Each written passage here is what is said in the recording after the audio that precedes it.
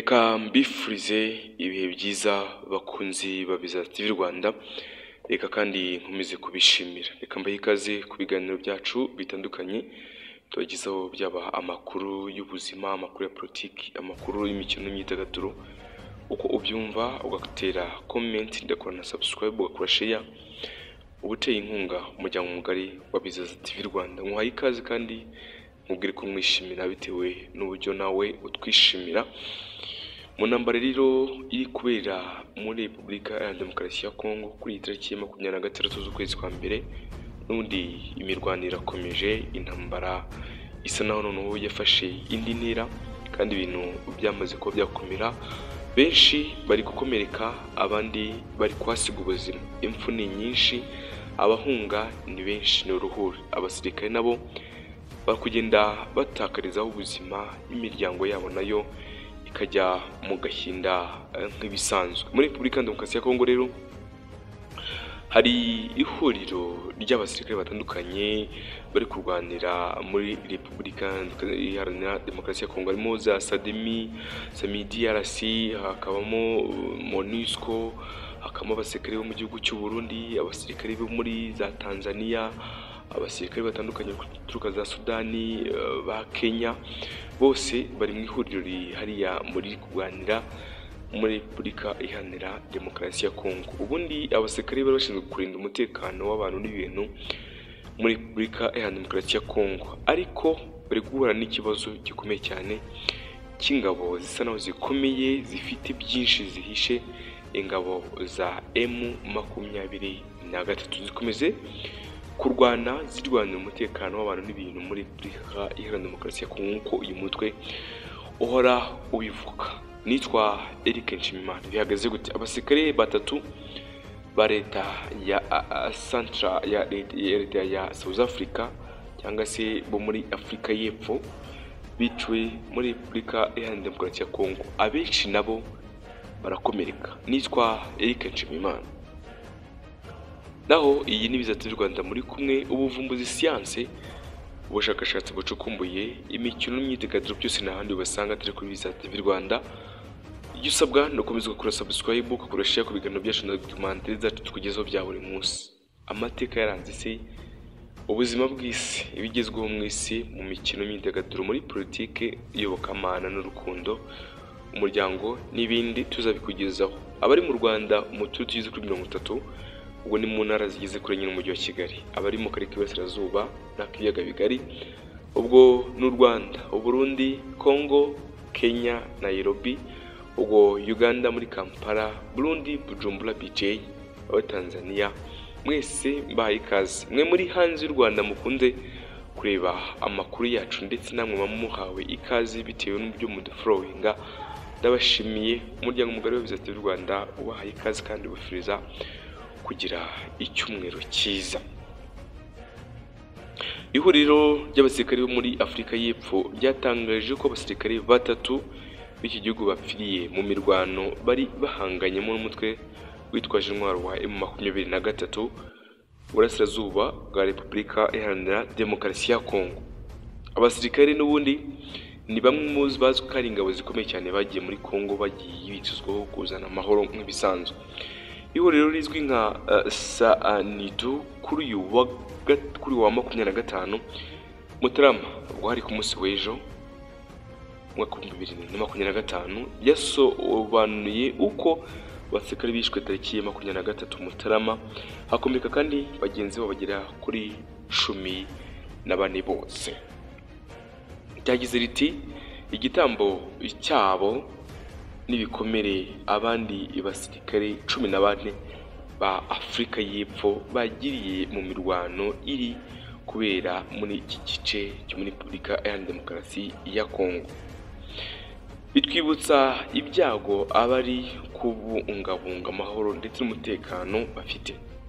Abenshi muri aba kandi basirikare b'intwari ni abanyangamugayo ba SANIDU cyangwa se ba SANDU, bakoreye igihugu cyabo batizigama, bakoze ibishoboka byose kugira ngo barwanire amahoro igihugu cya South Africa, ariko bari barihaye n'utwari kujya kurwanira amahoro ku bindi bihugu none ubuzima bwabo buri mu kaga.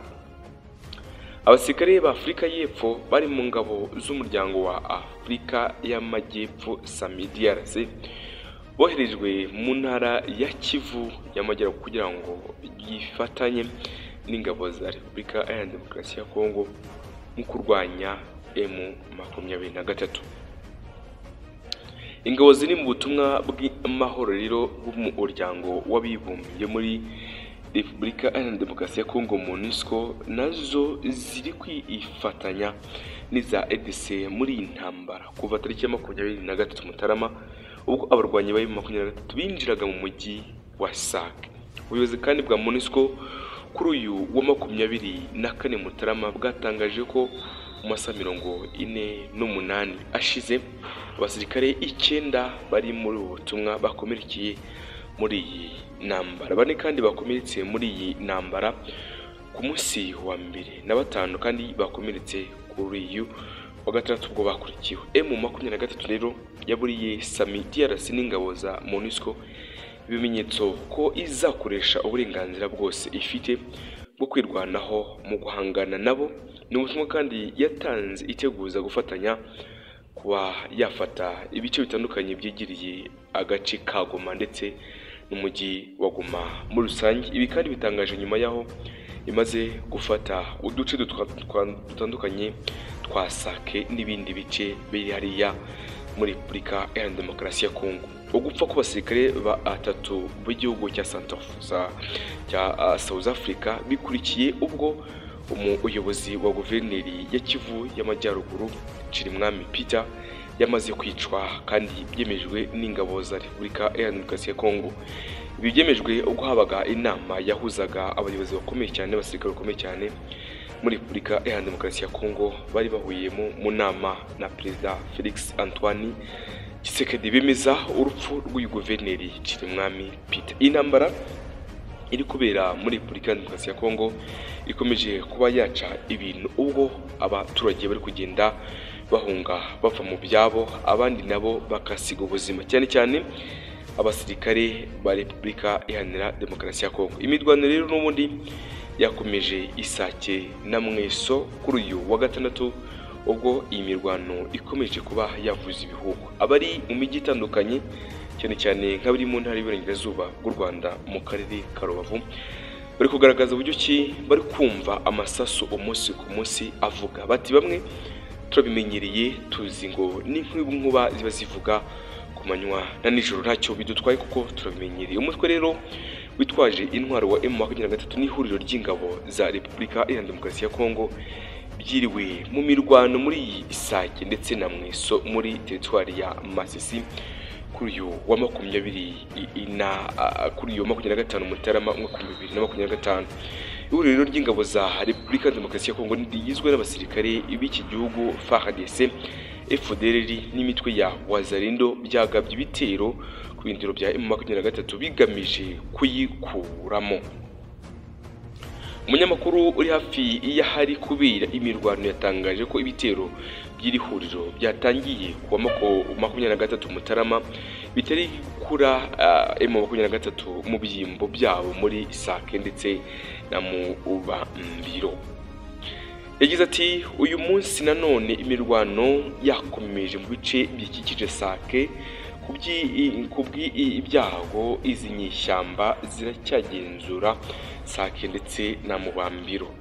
Justifor Mitondeke uri mu buyobozi bwa societe civile ikorera muri Masisi yatangaje ikinyamakuru Actuality ati habayeho kurasana cyane bitera abaturage ubwoba. FARDC kandi na Wazalendo bashaka kwisubiza ibice byinshi cyane.